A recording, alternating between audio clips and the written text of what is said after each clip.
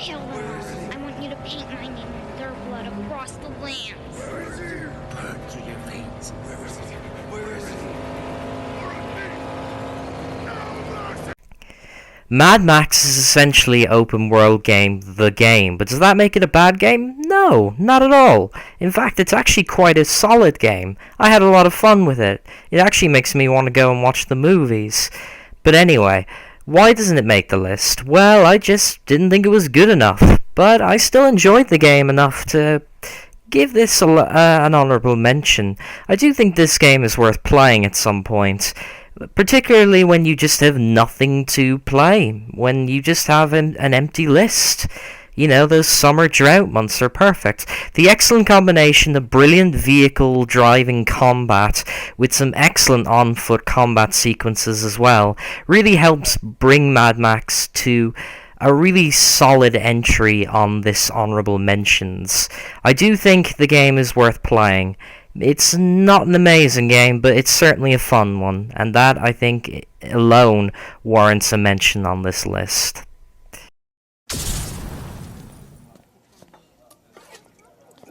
Thanks. No problem. Oh, thanks, honey.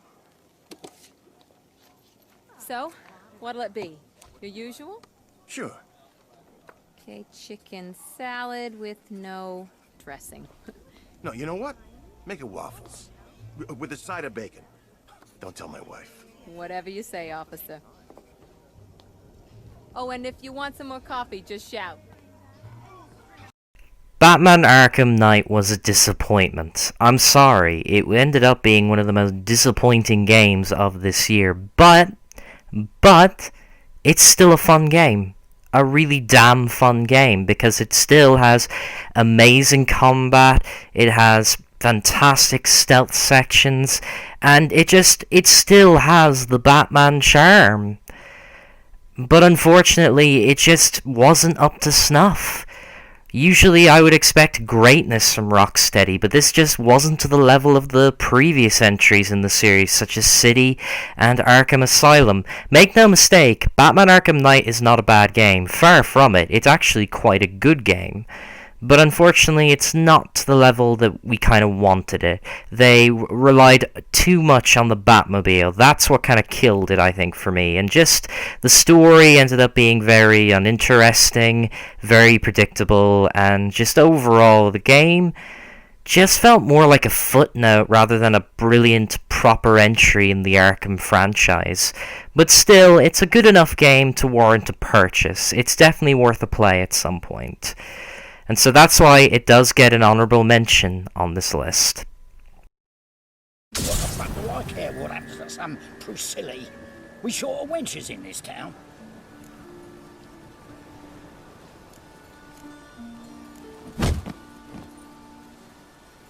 Oi, fucking hell! What was that for? For everything.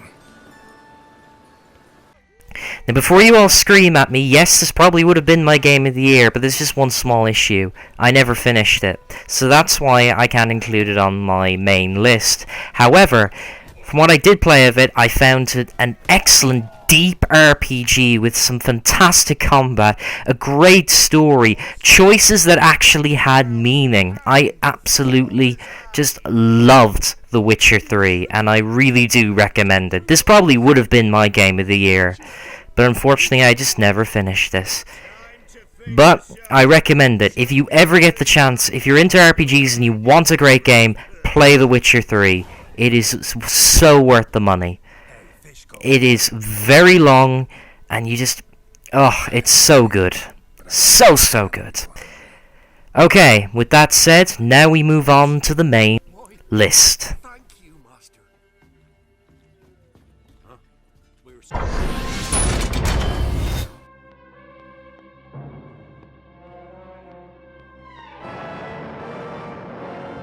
Following total atomic annihilation, the rebuilding of this great nation of ours may fall to you. That's why we at Vault-Tec have prepared these educational materials for you to better understand the 7 defining attributes that make you special. Fallout 4 is the fourth entry in everybody's favorite post-apocalyptic RPG series. And unfortunately, it wasn't quite the game we were looking for, but it's still an incredibly fun first-person RPG that is really worth playing.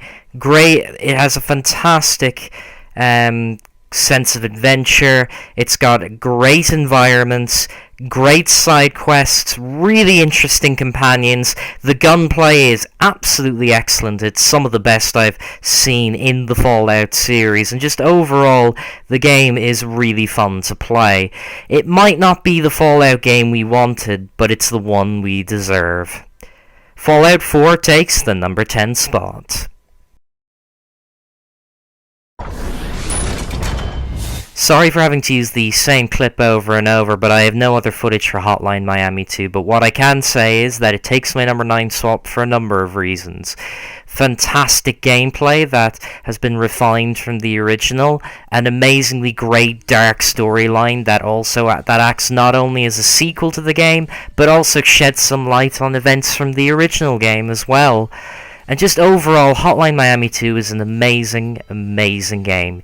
It feels like a drug trip most of the time. You'll be questioning things, you'll be wondering, what the heck is this? And you'll be screaming at it for being frustrating at times, but my god, stick with it and you'll have an experience like no other. Hotline Miami 2 gets the number 9 spot. Do it. You think because you're my daughter, you think that you're above it all. But schemes are currently in motion. Your choice, be a wife or be a thrall. They say the devil's in the details, and I have some more for you. Celestial light doesn't shine a ray here.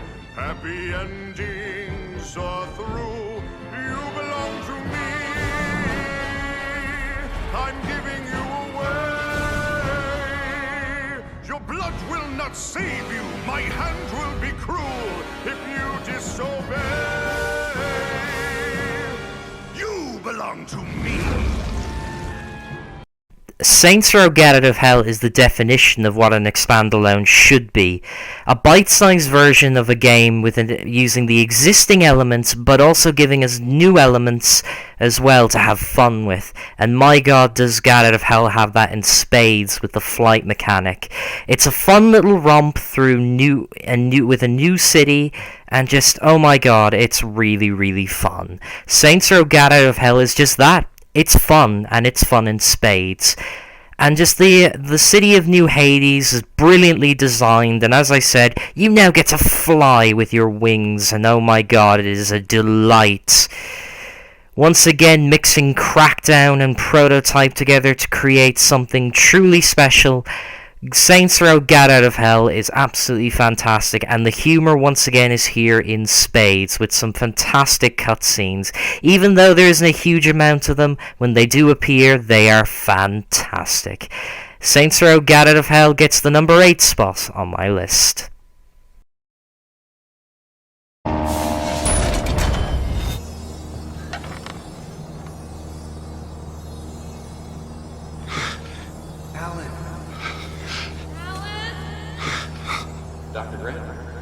Alan. Lego Jurassic World is another Lego game, but why do I love this one so much? It takes one of my favourite film franchises and just gives its fans just so much. It allows you to explore the versions of the park, explore Jurassic Park, original park. You get to explore Isla Sorna and Isla Nublar, and you get to see both from the original Jurassic Park version and from the new Jurassic World.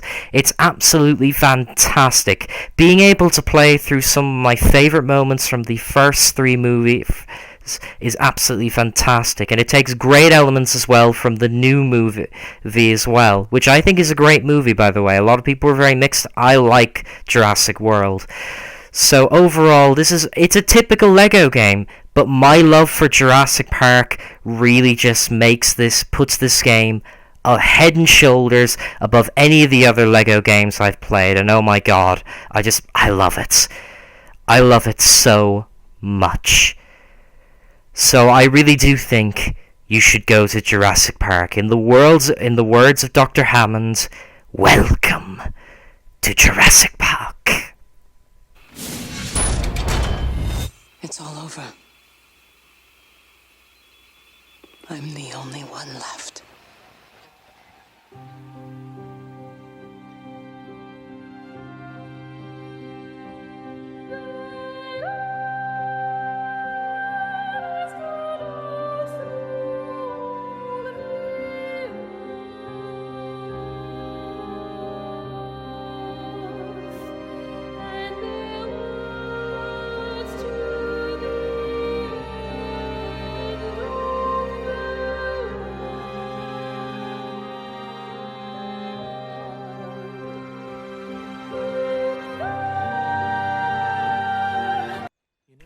Yes, Everybody's Gone to the Rapture is a walking simulator. It's the definition of a walking simulator, but I don't care.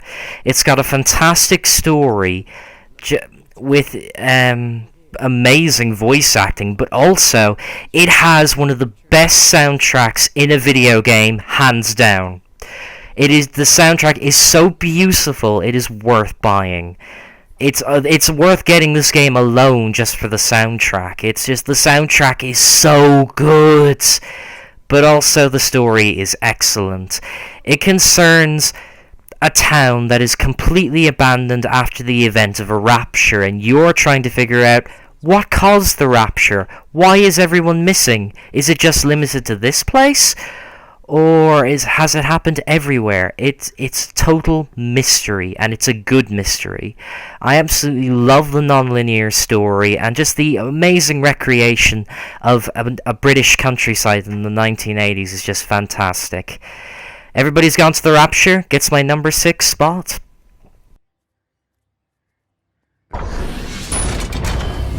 can call me Ismail. What the hell is going on? Well, the good news is, here in the land of the living. Bad news? We'll watch it.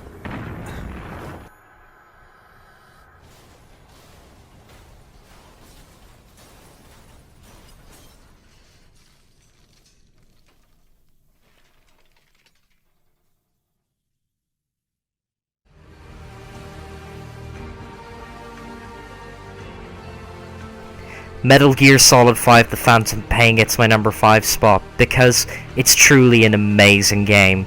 Yes, despite the fact that it's unfinished. Yes, the story is not as good as the previous entries. Yes, there are loose ends left behind. Yes, yes, and yes, but yet this still is an amazing game. A fantastic achievement in creating an open world stealth action game. And my god, I had so much fun playing it. Metal Gear Solid 5 just does so much right. It's also got an amazing soundtrack. The voice acting is really good. The cutscenes are amazing. And just overall, the game is unbelievably brilliant, and it's fantastic value for money. Plus, you've got Metal Gear Online, which is an excellent addition as well. Metal Gear Solid 5 The Phantom Pain might not have been the game we wanted, but my god, it's still a fantastic game nonetheless, and it gets my number 5 spot.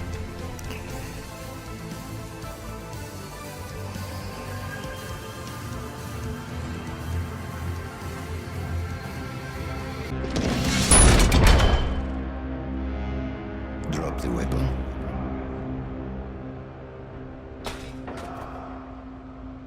Chaos, Crane.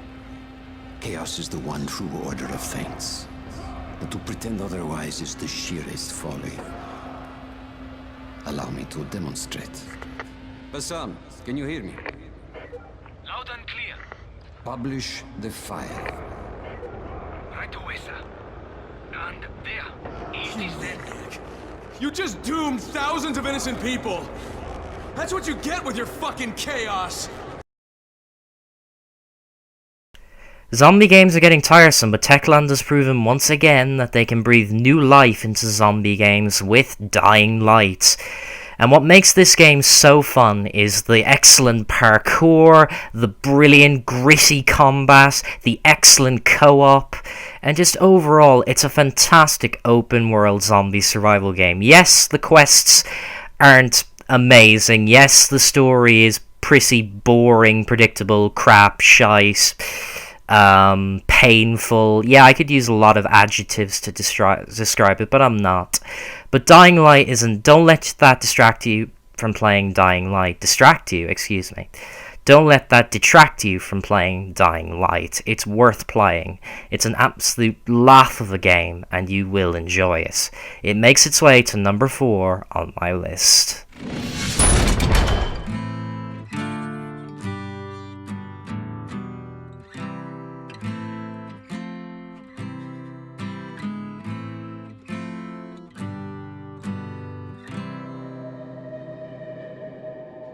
God save our gracious Queen, long live our noble Queen, God save the Queen. Here's a game that actually makes zombies scary.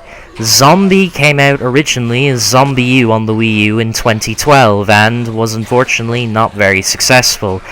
And it was ported over to PS4 this year by Australian developers Straight Rice. And my god, Zombie is an excellent, excellent game.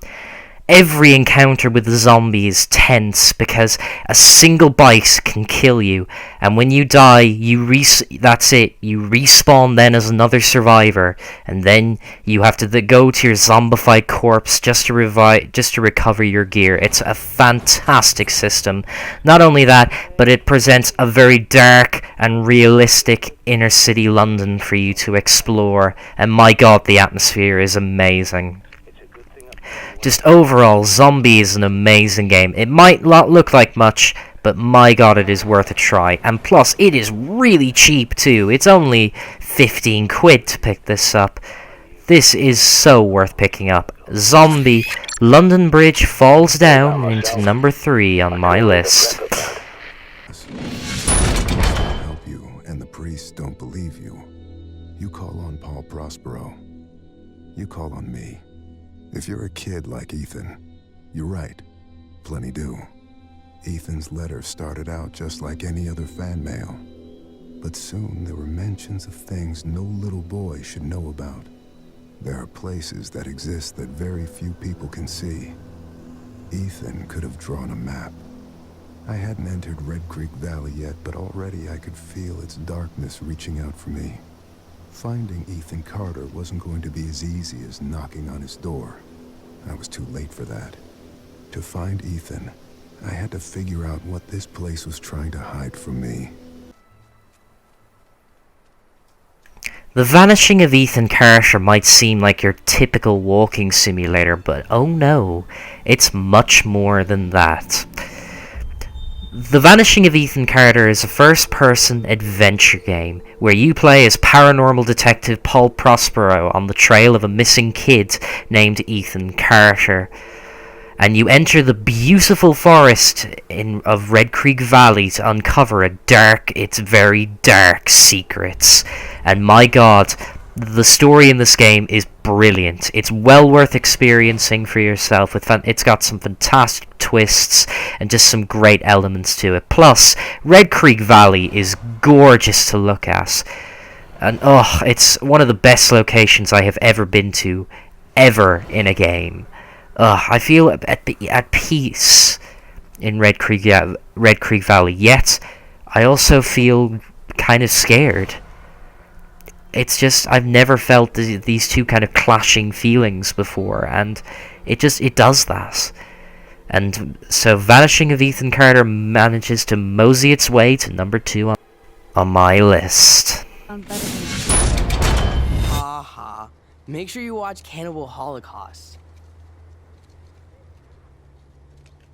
Seen it.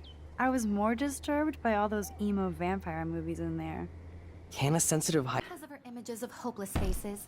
You feel like totally Life is Strange is easily has one of the greatest stories ever told in a video game.